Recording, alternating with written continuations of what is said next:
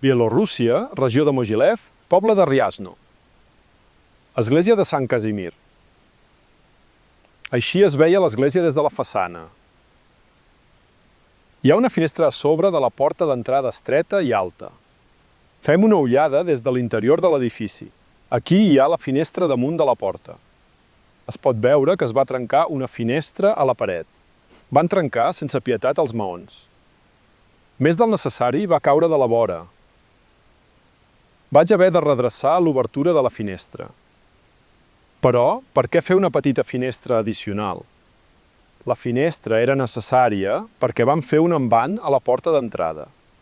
Aquest mur interior de l'església es va fer posteriorment. Mireu la unió entre les parets. A l'esquerra hi ha el mur principal del temple. A la dreta hi ha un envant que es va fer més tard, amb estranys nínxols triangulars. La partició està feta amb altres maons. La maçoneria és molt pitjor. Costures gruixudes i irregulars entre maons. T'ho mostro des de l'altra banda. La costura entre la paret i la partició afegida posteriorment és clarament visible. No hi ha cap unió de maons entre les parets. Les files de maons no coincideixen. Aquesta partició es va afegir més tard. Normalment hi ha un balcó per al cor de l'església a sobre de l'entrada. Abans no hi havia balcó ni cor de l'església. Quan es va construir aquesta església, hi havia un clima càlid sense gelades. Però aleshores el clima va canviar i es va fer fred. Calia escalfar l'edifici.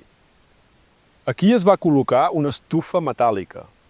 Van esclatar una fornícula a la paret per instal·lar una estufa cilíndrica.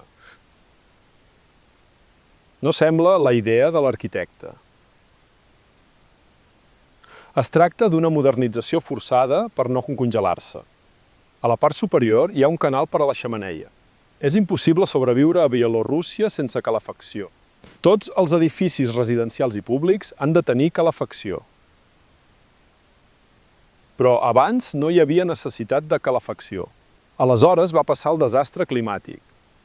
L'edifici va ser ocupat pel clergat.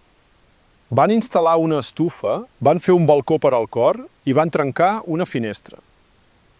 Es van començar a celebrar els oficis de l'església, però abans aquest edifici tenia una finalitat diferent.